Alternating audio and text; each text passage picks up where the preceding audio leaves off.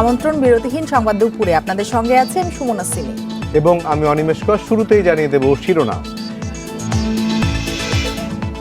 খালেদা জিয়া সাজা স্থগিতের মেয়াদ আরো 6 মাস বাড়ল, বিদেশ যাত্রায় নিষেধাজ্ঞা বহাল, জানালেন স্বরাষ্ট্রমন্ত্রী।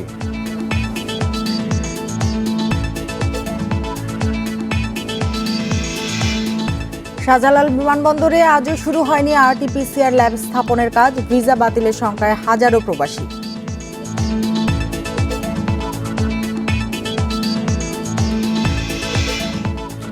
অনেক অভিভাবক স্কুলের সামনে মানছেন না স্বাস্থ্যবিধি, করোনা রোধে আরো সচেতন হওয়ার আহ্বান শিক্ষামন্ত্রীর।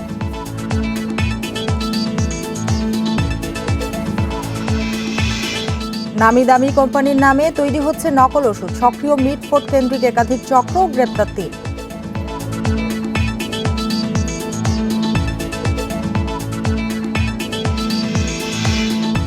আজ সন্ধ্যা 6টা থেকে রাত 10টা পর্যন্ত বন্ধ থাকবে সিএনজি ফিলিং স্টেশন, গ্যাসের সরবরাহ বাড়াতেই এই সিদ্ধান্ত।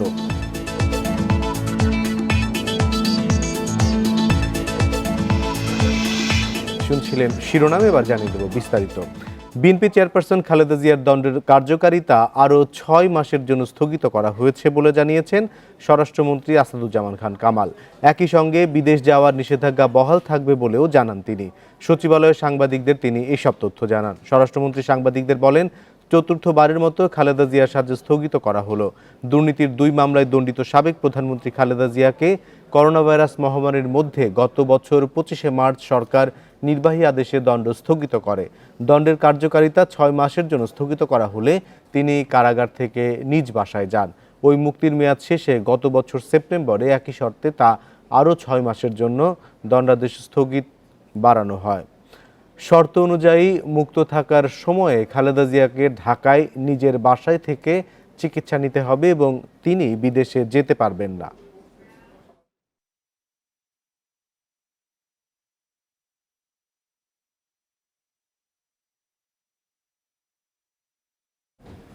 শাহজালাল আন্তর্জাতিক বিমানবন্দরে আজও শুরু হয়নি আরটিপিসিআর ল্যাব স্থাপনের কাজ। তবে শনিবার রাতে প্রবাসী কল্যাণ মন্ত্রণালয়ের এক সংবাদ বিজ্ঞপ্তিতে বিষয়টি জানানো হয়েছিল। চলতি সপ্তাহে ল্যাব স্থাপন শেষে আরটিপিসিআর কার্যক্রম শুরু হবে বলে সিভিল এভিয়েশন কর্তৃপক্ষ আশ্বস্ত করেছে। শনিবার বিমানবন্দরের কার পার্কিং ইয়ার্ডে বিদেশগামী কর্মীদের করোনা পরীক্ষার জন্য আরটিপিসিআর ল্যাব স্থাপনের সাইট পরিদর্শন করেন মন্ত্রী ইমরান আহমেদ। বেবিচক জানায়, ল্যাব স্থাপনের জন্য নির্বাচিত একটি ডায়াগনস্টিক সেন্টার নির্ধারিত স্থানে মোবাইল ল্যাব স্থাপন করে শিগগিরই করোনা পরীক্ষা শুরু করবে। এদিকে এখনও ল্যাব স্থাপন না হওয়ায় ভিসা বাতিলের শঙ্কায় রয়েছেন হাজারো প্রবাসী কর্মী। ওদের সাথে আমিও আটকা পড়েছি। এখন বর্তমান আমি কি করতে পারি? আমার আছে মাত্র কিছুদিন ভিসার মেয়াদ শেষ হয়ে গেল, তো আমি 15 বছর সার্ভিস হয়ে গেছে এখন বর্তমান, তো সার্ভিসের পয়সাও পাবো না, কিছু পাবো না। এখন আমি কি করতে পারি? ভিসা শেষ হয়ে যাবে, কোম্পানির কাছে সার্ভিস সব মার যাবে, আমি যাইতে পারতাছি না ফিসের ল্যাবের কারণে। ফিসের ল্যাব আজ বসাবে, কাল বসাবে। এ নিয়ে আরও জানাতে বিমানবন্দর থেকে যোগ দিয়েছেন সহকর্মী হাসান মিসবা। এখনও কেন ল্যাব স্থাপনের কাজটি শুরু হয়নি সে বিষয়ে যৌক্তিক কোনো কারণ দেখাতে পেরেছেন কিনা কর্তৃপক্ষ? সমস্যাটা কোথায়, কি বলছেন তারা?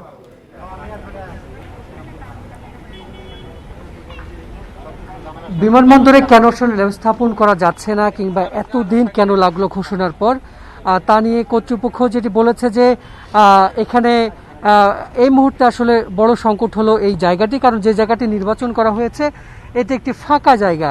এখানে অবকাঠামো নির্মাণ করে বায়োসেফটি লেভেল 2 অর্থাৎ যাতে সংক্রমণ না ছড়ায় এমন একটি ল্যাব করা এখানে কিন্তু অত্যন্ত জটিল ব্যাপার। এবং যে 7 জনকে স্বাস্থ্য অধিদপ্তর অনুমতি দিয়েছিল ল্যাব স্থাপনের বিষয়ে, তার মধ্যে একটি ল্যাব সরে এসেছে, অর্থাৎ 6টি ল্যাব গত শুক্রবার তারা তাদের এসওপি পাঠিয়েছে দুবাইয়ে। অর্থাৎ তারা কি মেশিনে কোন ধরনের প্রযুক্তিতে পরীক্ষা করতে পারবে সেই বিষয়টি দুবাই থেকে মূলত নিশ্চিত করা হবে যে যারা যে ধরনের প্রস্তাবনা দিয়েছেন সেগুলো গ্রহণযোগ্য কিনা। তো আজকে সকাল থেকে এখানে আমরা দেখছি যে এখানে অনেক প্রবাসী যারা সংযুক্ত আরব আমিরাতে যেতে চান তারা এখানে এসে ঘুরে যাচ্ছেন, দেশের বিভিন্ন প্রান্ত থেকে এসেছেন এবং তাদের কারো ভিসার মেয়াদ শেষ হয়ে গেছে, কারো শেষ হতে যাচ্ছে, নানা ধরনের জটিলতা আছেন। আমার সাথে এই মুহূর্তে আছেন, আপনি সংযুক্ত আরব আমিরাতে যাবেন, আপনার ভিসা মেয়াদ কতদিন আছে এবং কেন ল্যাব স্থাপন হচ্ছে না? আপনার কর্তৃপক্ষের সাথে কোনো কথা বলেছেন কিনা? না, আমি কর্তৃপক্ষের সাথে আমার কোনো কথা হয় নাই, তবে আমি আজকে দেখার জন্য আসছি। এখানে ল্যাব স্থাপন হওয়ার কথা, অনেকদিন যাবৎ শুনতেছি কথা হবে হবে, বাট এখনও কোনো কিছু হয় না। যার কারণে আমি আজকে দেখতে আসছি যে আসলে এখানের পরিস্থিতিটা কীরকম আর কতদিন বাই লাগতে পারে। বাট এখানে যদি আপনি কোন জেলা থেকে এসেছেন? ব্রাহ্মণবাড়িয়া থেকে আসছি। আচ্ছা, ওনার পাশে আরো একজন আছে। আপনি কোন জেলা থেকে এসেছেন? আমি ব্রাহ্মণবাড়িতে আসছি। এখানে মূলত কি দেখতে এসেছেন বা এখানে কেন আসলেন? এখানে নিউজে শুনতেছি এই ল্যাব সাহেবে পার্কিং এরিয়া, তার জন্য দেওয়ার জন্য আসছি। আজকে আমি 11 মাস দেশে আছি, আমার কোনো ইনকাম নাই, আমি ঘুরতেছি যাওয়ার জন্য। কি বলবো, বলার মতো ভাষা নাই আমার। আপনার ভিসা মেয়াদ কতদিন আছে বা আপনি গেলে চাকরি থাকবে কিনা? আমার ভিসার মেয়াদ আছে, আমি যাইতে পারি না, আমার সংসারে অসুবিধা, চলতে পারি না। আজকে 11 মাস ধরে দেশে ঘুরতেছি, তার জন্য আজকে ল্যাব এনে বসাইছে কিনা দেখার জন্য আমি আসছি। কর্তৃপক্ষের সাথে আপনাদের কোনো কথা হয়েছে কিনা? তারা কোনো কিছু আপনাদের জানিয়েছে যে কবে বসবে? তারা বলছে 3-4 দিনের মধ্যে বসাইব, নিউজে আমরা শুনছি, কিন্তু আজকে দেখতে আইছি আমি যে বসাইছে কিনা। আজকে তো 3 দিন চলতেছে, তার জন্য আসছি আজকে এয়ারপোর্টে দেখার জন্য। আপনি শুনছিলেন যে একজন সংযুক্ত আরব আমিরাত প্রবাসী, তিনি 11 মাস ধরে দেশে আটকা পড়েছেন করোনার কারণে, তিনি যেতে পারছেন না। কারণ জানতে চাই যে নির্বাচিত একটি ডায়াগনস্টিক সেন্টার মোবাইল ল্যাব স্থাপন করে শিগগিরই করোনা পরীক্ষা শুরু করবার কথা, সেই শিগগিরিটা আসলে কবে নাগাদ?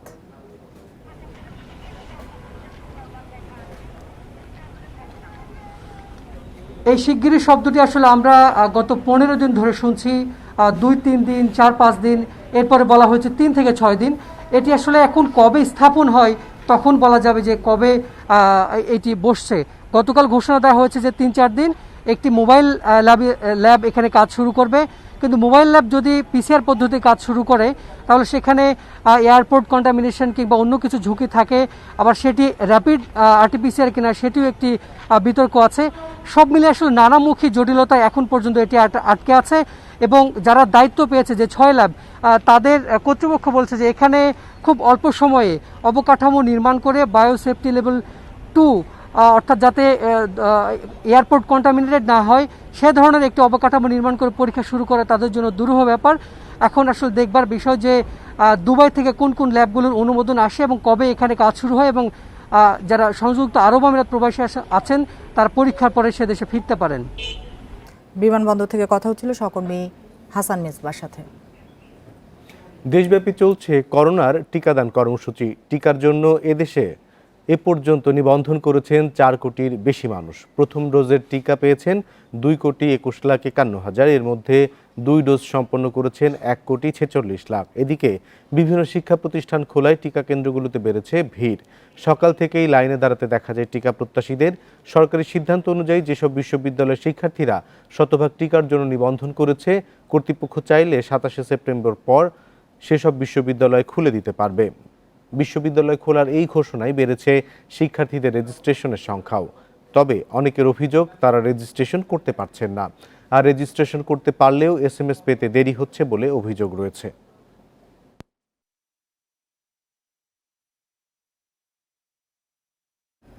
অনেক স্কুলের বাইরে অভিভাবকরা ঠিকমতো স্বাস্থ্যবিধি না মেনে ভিড় করছে বলে অসন্তোষ জানিয়েছেন শিক্ষামন্ত্রী দীপুমণি। এ সময় অভিভাবকদের আরও সচেতন হওয়ার আহ্বান জানান তিনি। সকাল 11:30টার দিকে রাজধানীর Jatrabari ideal school and college পরিদর্শনে গিয়ে এসব কথা বলেন মন্ত্রী। তবে তিনি জানান, শিক্ষা প্রতিষ্ঠানগুলোর অভ্যন্তরের পরিষ্কার পরিচ্ছন্নতা বেশ সন্তোষজনক। এখনও সংক্রমণের তেমন শঙ্কা নেই। আগামী 27 সেপ্টেম্বরের মধ্যে বিশ্ববিদ্যালয়ের শিক্ষার্থীদের টিকার জন্য নিবন্ধন করা হবে। শিক্ষার্থীদের যাদের NID নেই তারা জন্ম নিবন্ধন কার্ড নিয়ে টিকা নিতে পারবেন। করোনার পরিস্থিতি আরও উন্নতি হলে শিক্ষা কার্যক্রমও পর্যায়ক্রমে স্বাভাবিক করা হবে বলে জানিয়েছেন শিক্ষামন্ত্রী। আমি আশা করব অভিভাবকরা আরেকটু সচেতন হবেন, বিশেষ করে মায়েরা যারা সন্তানদেরকে স্কুলে পৌঁছে দিয়ে বাইরে বসে থাকেন, অপেক্ষা করেন। আমরা জানি অনেক কারণে তাদের অপেক্ষা করতে হয়, কিন্তু সেই অপেক্ষাটা যেন স্বাস্থ্যবিধি মেনে হয়। দেশে ডেঙ্গু আক্রান্ত 15,000 ছাড়িয়েছে। আক্রান্তদের মধ্যে 1 থেকে 10 বছরের শিশু সংখ্যাই বেশি, আর সবচেয়ে বেশি মৃত্যু 20 থেকে 40 বছর বয়সীদের। চিকিৎসকরা বলছেন এবার অন্যান্য বছরের চেয়ে ডেঙ্গু রোগীর জটিলতা বেশি হচ্ছে। 2019 সালের আগে ডেঙ্গুতে সবচেয়ে বেশি মানুষের মৃত্যু হয়েছিল 2000 সালে 93 জন। ওই বছরই রোগটি ভয়াবহ রূপ নেয়। 2021 আক্রান্তের দিক থেকে দ্বিতীয় সর্বোচ্চ। কীটতত্ত্ববিদেরা বলছেন এবছর আরও কিছুদিন থাকবে ডেঙ্গুর প্রকোপ। এখনও হাসপাতালে ভর্তি 1200 জন। করোনা সংক্রমণ কমলেও আতঙ্ক কাটেনি ডেঙ্গুর। 33-এ নেমে গেছে হঠাৎ করে, তারপর ডাক্তারে বলছে যে একে ব্লাড দিতে হইবে এমার্জেন্সি। মানে খুবই একটা বিপদে পড়েছিলাম। যখন আক্রান্ত হয় তখন ওষুধ দেওয়া হচ্ছিল না, বনশ্রী এলাকাটায় ওই সাইডটা একটু ওই ডেঙ্গু প্রবণতার মধ্যে আছে। স্বাস্থ্য অধিদপ্তরের তথ্যে গত 10 দিনে ডেঙ্গুতে সবচেয়ে বেশি আক্রান্ত শিশুরা। আক্রান্তের হার 22.3%। 21 থেকে 30 বছর বয়সীদের মধ্যে শনাক্ত 21.7%। সবচেয়ে কম আক্রান্ত হয়েছেন ষাটোর্ধ্বরা। 21 থেকে 44 পর্যন্ত মনে হয় আছে আপনার 60-70% আমার হসপিটালের ডেথের সংখ্যা। সেক্ষেত্রে কিছু জিনিস আসলে এক্সপ্লেনেশনের বাইরেই রয়ে যায়। আসলে ডেঙ্গুতে যারা হচ্ছে আপনার বয়স বেশি তাদের ক্ষেত্রে হয়তো বা ডেঙ্গু ভাইরাস যেটা সেটা বেশি পরিমাণে সাইন সিমটম প্রডিউস করতেছে না। সিটি কর্পোরেশনের দাবি ডেঙ্গু নিয়ন্ত্রণে চেষ্টা অব্যাহত রয়েছে। আমরা স্পেশাল ফোকাস দিয়েছি শিশু হাসপাতালের দিকে এবং অন্যান্য হসপিটালেও যেই সমস্ত পেশেন্টরা আক্রান্ত হচ্ছে সেই সমস্ত পেশেন্টের বাড়ির অ্যাড্রেস কালেক্ট করে আমরা তাদের বাড়ির চারপাশে আমরা কিন্তু ফগিং লার্ভিসাইড এক্সটেন্সিভলি করে দিচ্ছি। প্রতিদিনই কিন্তু আমাদের কাজ হচ্ছে। আপনারা দেখবেন যে ধানমন্ডি না, আশেপাশে যে ওয়ার্ডগুলো রয়েছে সেখানেও কাজ চলতেছে এবং আমার বিশেষ করে ধানমন্ডি আবাসিক এলাকা সেখানেও আমরা প্রতিদিন আমাদের সিটি কর্পোরেশনের লোকজন দিয়ে এবং আমাদের নিজস্ব কিছু ফকার মেশিন রয়েছে, কর্মী বাহিনী রয়েছে, তাদেরকে পাঠিয়ে আমরা কিন্তু সেই কাজগুলো করছি। 2019 সালে আগস্টের চেয়ে সেপ্টেম্বরে কমলেও এবার বেড়েছে ডেঙ্গু রোগী। গত মাসে আক্রান্ত 7,697 জন, আর এ মাসের 18 দিনে আক্রান্ত 5,104 জন। Adilur Rahman, Independent News, Dhaka. বিদেশে যাওয়ার আগে স্বাস্থ্য পরীক্ষা করান ব্রাহ্মণবাড়িয়ার ফরহাদ হোসেন। রাজধানীর কুড়িলে অ্যালাইড ডায়াগনস্টিক সেন্টারে পরীক্ষায় HIV পজিটিভ আসে তার। পরে বঙ্গবন্ধু মেডিকেল ও ICDDRBতে আসে নেগেটিভ। প্রগতি সরণির অ্যালাইড ডায়াগনস্টিক সৌদি আরব যেতে এখানে স্বাস্থ্য পরীক্ষা করান ফরহাদ। পরীক্ষায় HIV পজিটিভ আসে তার। আনফিট হওয়ায় সৌদি আরব যেতে পারেননি তিনি। বিষয়টি মানতে পারেননি ফরহাদ। আবার পরীক্ষা করান বঙ্গবন্ধু শেখ মুজিব মেডিকেল বিশ্ববিদ্যালয় ও ICDDRBতে। এবার 2 পরীক্ষাতেই HIV নেগেটিভ আসে তার। আমার ভিসাটা মারা যাচ্ছে, তো ভিসা যে টাকাটা দিলাম এটা দাদা বলছে যে আপনি কিছুদিনের ভিতর এই মাসের ভিতর যদি ফিট হয় তাহলে ঠিক আছে, আর যদি না হয় উনি আর কোনো রেসপন্স নিতে পারবে না। কোনো মা যেমন সন্তান নিয়ে যেমন এরকম প্রতিটা হসপিটালে যেমন ঘোরাঘুরি না করে, এরকম মিথ্যা একটা অপবাদ নিয়ে আমি লজ্জা 1 মাস ধরে আমি ঢাকা শহরে, বুঝছেন, আমি বাড়িটা তালা দিয়ে আমি আমার ছেলে নিয়ে ঢাকা শহরে আছি। দায় স্বীকার করেননি প্রতিষ্ঠানটির কর্মকর্তা। উল্টো সাক্ষাৎকার দেওয়ার সময় ইন্ডিপেন্ডেন্ট টেলিভিশনের প্রতিবেদকের ছবি তোলেন এবং বক্তব্য রেকর্ড করে রাখেন। ধরে নিলাম যে ওর ঝুঁকিপূর্ণ কোনো ছিল না, কোনো রিস্ক ফ্যাক্টর বা মেলামেশার কোনো হিস্ট্রি ছিল না। তারপরেও আসছে। আমি যখন ফার্স্ট টাইম হয়েছে, তো সেকেন্ড টাইম যখন আসছে তখন আমি বলছি ঠিক আছে আমি আবার ব্লাড নেই, আপনারা আসেন।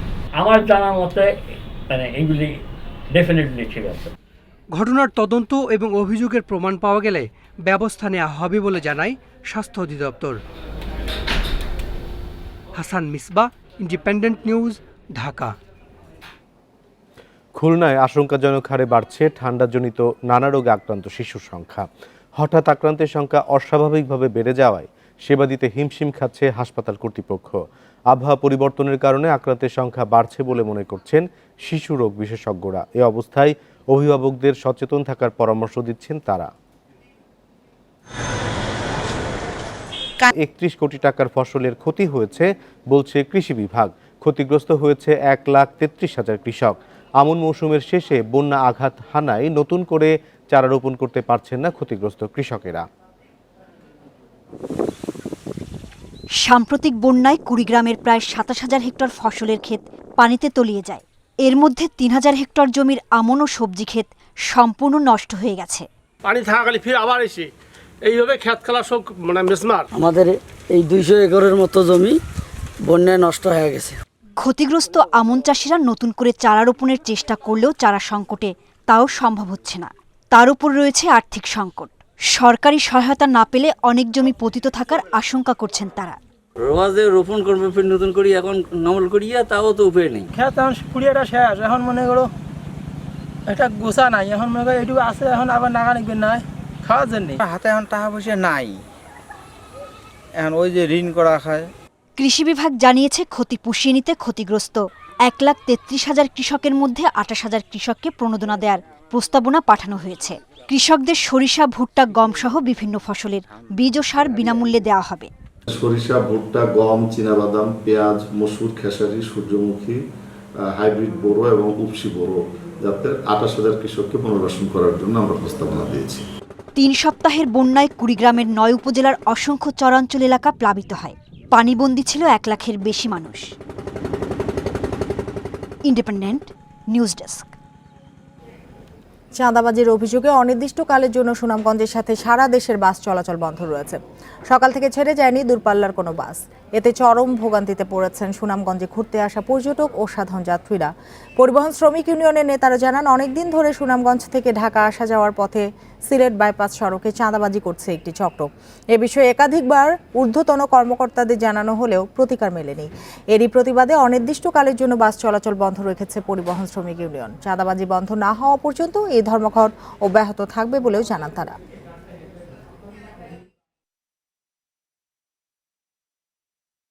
ওনারা কোন কারণে ধর্মঘট দিল, কি দিল না দিল, এটা তো আমরা সাধারণ মানুষ কেউ জানি না। গ্রুপের যারা টুরিস্টরা এসেছিল তারা সবাই মোটামুটি আটকা পড়ে গিয়েছে। আমরা বাসের জন্য যেতে পারছি না, আমাদের যাতায়াত অনিশ্চয়তার মধ্যে রয়ে গেছে। দিরাই, সুনামগঞ্জ, সাতক থেকে যে আন্তঃজেলা রুটের যে গাড়িগুলো যাচ্ছে সেই গাড়ি থেকে ছাদা নেওয়ার প্রতিবাদে আমরা সাধারণ শ্রমিকরা আজকে গাড়ি না চালানোর সিদ্ধান্ত নিয়েছে। এ নিয়ে আরো জানাতে সুনামগঞ্জ থেকে যোগ দিয়েছেন সহকর্মী জাকির হোসেন। জাকির হোসেন, এই মুহূর্তে সেখানকার পরিস্থিতি কি সেটি জানাবেন, আর সাধারণ মানুষ আর পর্যটকরা কি বলছেন এ বিষয়ে? দেখুন, এই মুহূর্তে পরিস্থিতি আমি বলি আপনাকে, আমি কিছুক্ষণ আগে কথা বলেছিলাম জেলা প্রশাসক মোহাম্মদ জাহাঙ্গীর হোসেনের সাথে। তিনি আমাকে যেমনটা জানিয়েছেন যে তারা পরিবহন নেতাদের সাথে, শ্রমিক নেতাদের সাথে তিনি কথা বলেছেন এবং শ্রমিক নেতাদের আশ্বস্ত করেছেন যে যে দুইটি জায়গার কথা বলেছে যেখানে চাঁদাবাজি করা হয় সেখানে পুলিশ মোতায়েন করা হবে এবং যদি পরবর্তীতে এইসব চাঁদাবাজির কোনো অভিযোগ পাওয়া যায় তাহলে সেই তাদের বিরুদ্ধে আইনানুগ ব্যবস্থা নেওয়া হবে বলে আমাকে জানিয়েছে জেলা প্রশাসক। আর আমি আপনাকে একটু বলি, সকাল থেকে আপনি জানেন সুনামগঞ্জ কিন্তু একটি পর্যটন অধ্যুষিত এলাকা। শুক্র এবং শনিবার কিন্তু বিপুল সংখ্যক পর্যটক সুনামগঞ্জে আসে।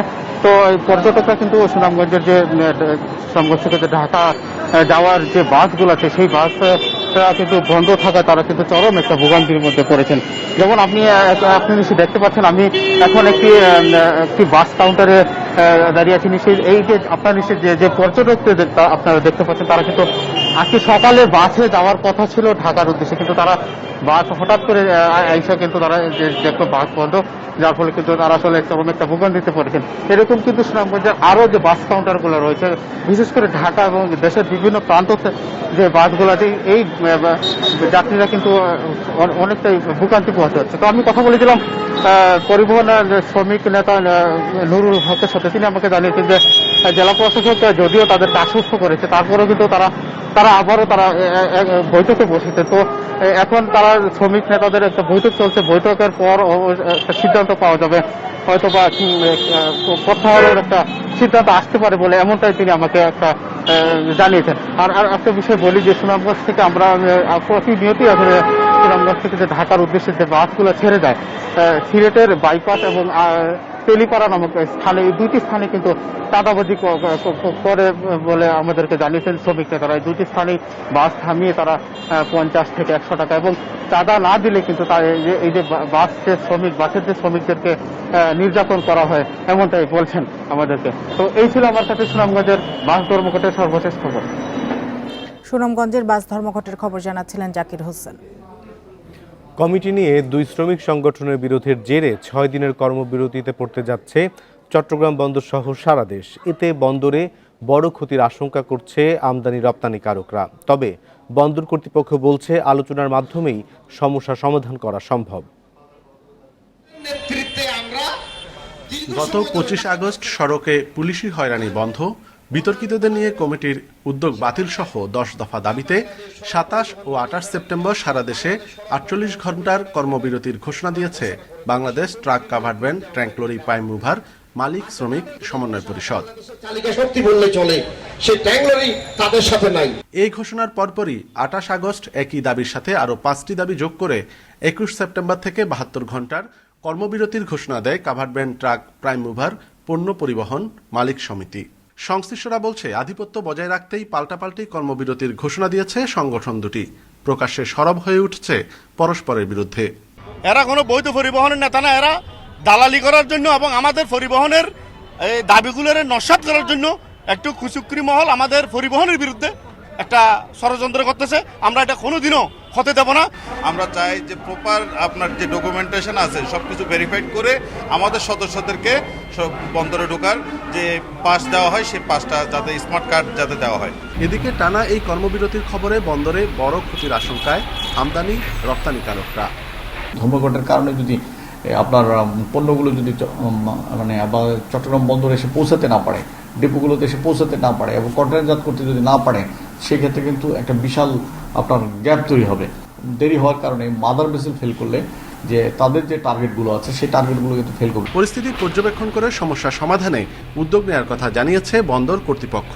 না, ওটা তো হতে দেওয়া যাবে না, কারণ এটা তো বন্ধ রাখলে কন্টেইনার মুভমেন্ট বন্ধ হয়ে যাবে না। সুতরাং এটা সমাধান হবে, একটা উদ্যোগ নেওয়া হবে।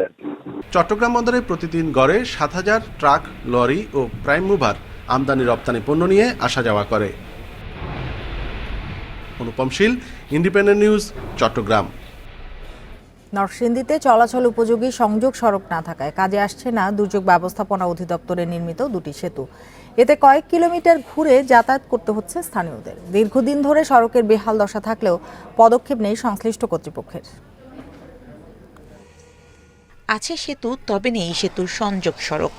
এমনকি সেতুতে উঠতে ব্যবহার করতে হয় বাঁশের সাঁকো।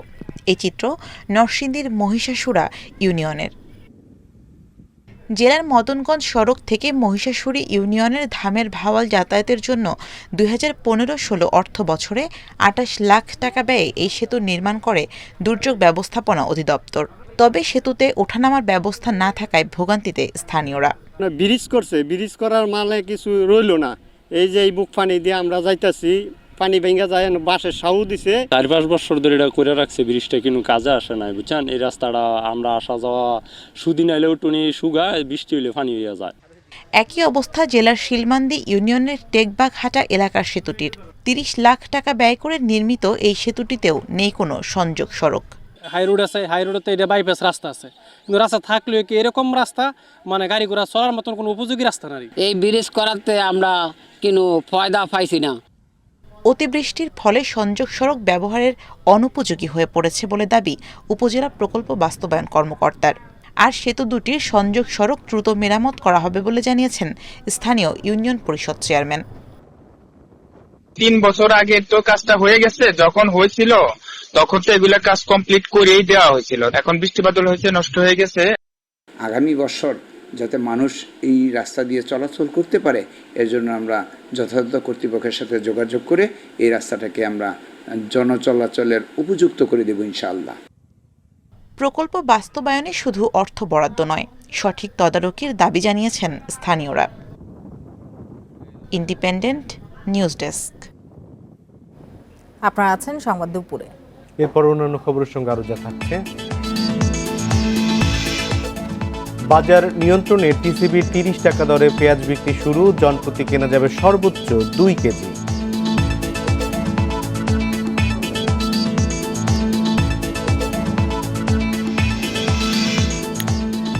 সৌদি আরবের কাছে 137টি পণ্যের শুল্কমুক্ত সুবিধা চেয়েছে বাংলাদেশ। দেশটির বাণিজ্য মন্ত্রীকে অনুরোধ জানান প্রধানমন্ত্রীর বেসরকারি শিল্প ও বিনিয়োগ উপদেষ্টা সালমান এফ রহমান। সৌদি আরব সফরে দেশটির বাণিজ্য মন্ত্রীর সঙ্গে ভার্চুয়াল আলোচনায় এই অনুরোধ জানান তিনি। সৌদি বাদশাহ ও যুবরাজের প্রতি প্রধানমন্ত্রীর শুভেচ্ছা বার্তা পৌঁছে দেন সালমান এফ রহমান।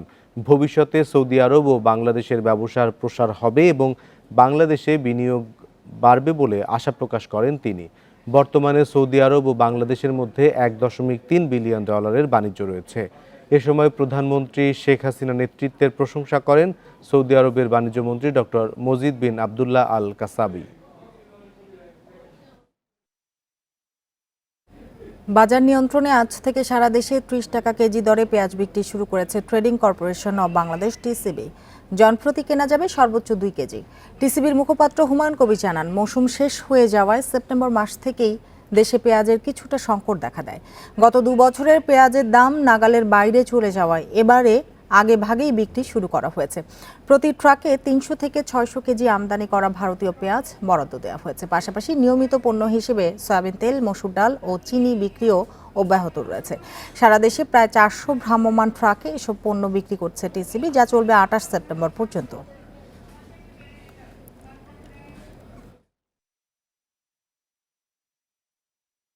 চলতি মাসের 4 তারিখ থেকে আমাদের পণ্য বিক্রি শুরু হলো। পেঁয়াজটা 19 সেপ্টেম্বর থেকে শুরু হয়েছে। যেহেতু এটা বাইরের থেকে আমদানিকৃত, এই পণ্যটা কাঁচামাল প্রতিদিন কন্টিনিউ থাকবে না, হয়তো 2 দিন মাঝখানে কোনো দিন গ্যাপ থাকতে পারে, আবার চলবে। এরকমভাবে পর্যায়ক্রমে জানুয়ারি ফেব্রুয়ারি মাস পর্যন্ত অব্যাহত থাকবে।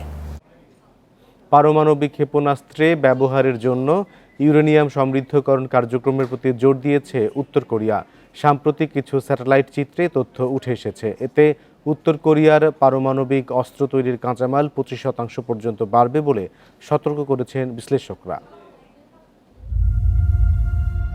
ইয়ংবিয়ন পরমাণু গবেষণা কেন্দ্রের পাশে অবস্থিত প্ল্যান্টে ইউরেনিয়াম সমৃদ্ধকরণ কার্যক্রম চালাচ্ছে উত্তর কোরিয়া।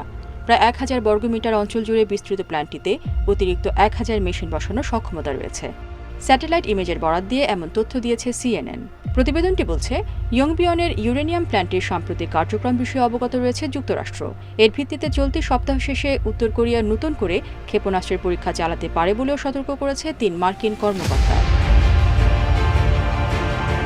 গত সপ্তাহে দূরপাল্লার ক্রুজ ক্ষেপণাস্ত্র পরীক্ষা চালায় পিয়ংইয়ং, যা 1500 কিলোমিটার দূরের লক্ষ্যবস্তুতে আঘাত হানতে সক্ষম।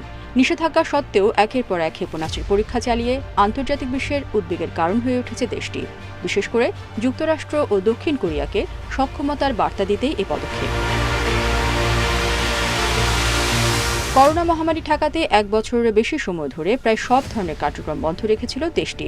ফলে বড় ধরনের আর্থিক সংকটে পড়েছে উত্তর কোরিয়া। একদিকে চরম খাদ্য ঘাটতি, অন্যদিকে আন্তর্জাতিক চাপের পরও পারমাণবিক শক্তির মহড়া চালিয়ে আসছে পিয়ংইয়ং। রেশমিনন্দী, ইন্ডিপেন্ডেন্ট নিউজ। বিশ্বকাপ ব্যস্ততার মাঝেই পাকিস্তান সিরিজ ও নিউজিল্যান্ড সফর নিয়ে ভাবনা বিসিবির। নিউজিল্যান্ডের 14 কোয়ারেন্টিন নীতি সাংঘর্ষিক হতে পারে পাকিস্তান সিরিজের সাথে। এতে পেছাতে পারে নিউজিল্যান্ড সফর, ইঙ্গিত বিসিবির। ডিসেম্বরে পাকিস্তান সিরিজ শেষেই টাইগারদের নিউজিল্যান্ড সফর। করোনাকালে সুরক্ষা নিশ্চিত করতে আগে ভাগেই প্রোটোকল ঠিক করে ফেলেছে নিউজিল্যান্ড ক্রিকেট বোর্ড। 14 দিনের কোয়ারেন্টিন নিয়ম পূরণে আগে ভাগেই যেতে হবে টাইগারদের। সিরিজের সূচি সাংঘর্ষিক হওয়ায় পেছাতে পারে সিরিজ। 3 অক্টোবর ওমান যাবে বাংলাদেশ। একদিনের কোয়ারেন্টিন শেষে প্রথম প্রস্তুতি ওমানের এ দলের বিপক্ষে 7 অথবা 8 অক্টোবর।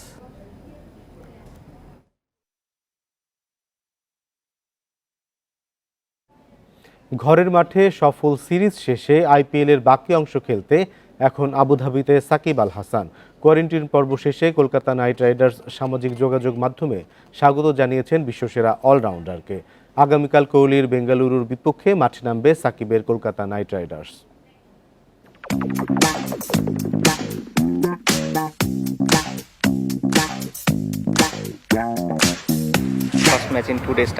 একদিন বাদেই আমাদের প্রথম ম্যাচ, সেভাবেই প্রস্তুতি সারছি। সবাই ইতিমধ্যে পর্যাপ্ত প্রস্তুতি নিয়েছে।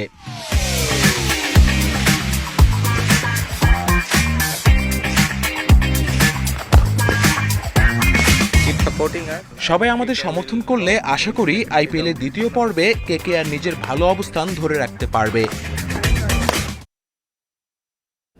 ক্যাসিনো কাণ্ডে 2 বছর পরও সুদিন ফেরেনি মতিঝিল ক্লাব পাড়ায়। ক্যাসিনোয় জড়িত ক্লাবগুলোর বেশিরভাগই এখনও তালাবদ্ধ, নেই স্বাভাবিক কার্যক্রম।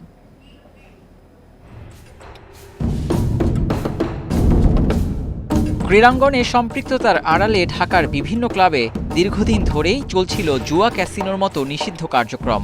2019-এর 18 সেপ্টেম্বর আইনশৃঙ্খলা বাহিনীর ক্যাসিনো বিরোধী অভিযানের পর উন্মোচিত হয় ঢাকার ক্লাবপাড়ার অন্ধকার জগতের ভয়ঙ্কর দিক। মোহামেডান, মুক্তিযোদ্ধার মতো ঐতিহ্যবাহী ও জনপ্রিয় ক্লাবসহ মোট 9টি ক্লাবে চলে ক্যাসিনো বিরোধী অভিযান। সম্পৃক্ততা পাওয়ায় সিলগালা করে দেওয়া হয় 6টি ক্লাব। মোহামেডান স্পোর্টিং ও ধানমন্ডি ক্লাবের ক্যাসিনো ও বার সিলগালা করা হয়। জড়িত থাকায় মামলা অভিযোগে আসে ক্রীড়াঙ্গনের পরিচিত নাম। ক্যাসিনো কাণ্ডের 2 বছর পার হয়েছে, কিন্তু এখনও যেন সেই কালো দাগ দূর করতে পারেনি ক্লাবগুলো। 2 বছরেও তালা খোলেনি ওয়ান্ডারার্স, ভিক্টোরিয়া, ইয়ংমেন্স ও দিলকুশা ক্লাবের। ক্লাব ভবনে নেই ব্যস্ততা, নেই খেলোয়াড় কর্মকর্তাদের যাওয়া আসা। আরামবাগেই আমরা নয়ডাম কলেজের পাশে একটা মেস ভাড়া নিয়ে সেখানে প্লেয়ারদের রেখেছি, অথচ আমাদের বিশাল জায়গা আছে, ক্লাবে প্যাভিলিয়ন আছে, রুম আছে, সেটা আমরা ইউজ করতে পারতেছি না। তা আমরা কিভাবে আমাদের খেলাধুলাগুলোকে, স্বাভাবিক কার্যক্রমগুলোকে মাটি নিয়ে যেতে পারবো? এটা আমাদের জন্য খুবই একটা কঠিন অবস্থার মধ্যে দাঁড়িয়েছে।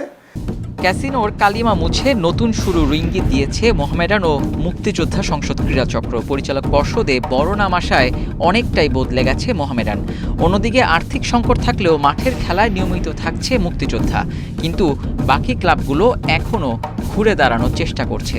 আমরা যদি ক্লাবগুলো খুলতে না পারি, খেলোয়াড় তৈরি করতে পারছি না, এবং ইয়াং জেনারেশন যারা আছে তারাও বিভিন্নভাবে বিভিন্ন অনৈতিক কাজে তারা জড়িয়ে পড়ছে।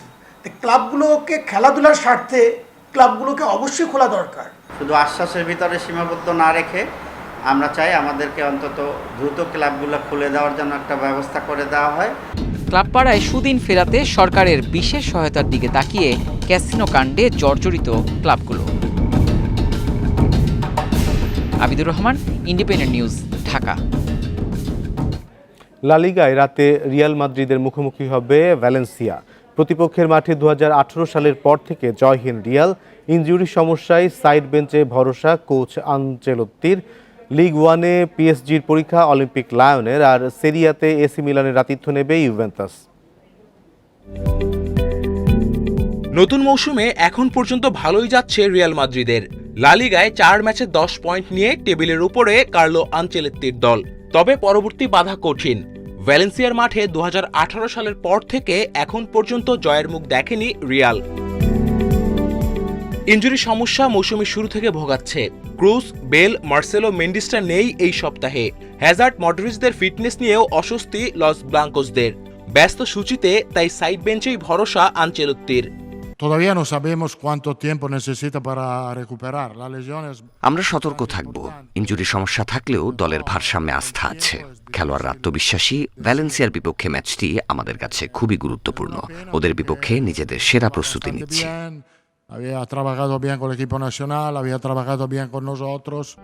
লা লিগা থেকে লিগ 1, এখানে পিএসজির পরীক্ষা অলিম্পিক লায়নের। চ্যাম্পিয়ন্স লিগের শুরুতে ক্লাব বুর্গার সাথে হোঁচটে চাপে ফেলেছে মেসি, নেইমারদের। তবে লিগে শতভাগ সাফল্যতে ওদের ছাপ স্পষ্ট। এমবাপের ফিটনেস ইস্যু চিন্তার কারণ। রামোস, ভারাত্তিকে নিয়েও অপেক্ষা বাড়ছে।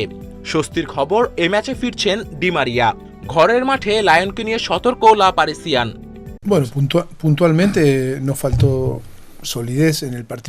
ক্লাব ব্রুগের সাথে পুরোপুরি ডিফেন্সিভ খেলেনি, তার মানে এই নয় পরের ম্যাচেও একই কাজ করব। খেলোয়াড়রা জানে কখন কিভাবে ম্যাচের মোমেন্টাম পরিবর্তন করতে হয়। তাদের কিছুটা সময় প্রয়োজন।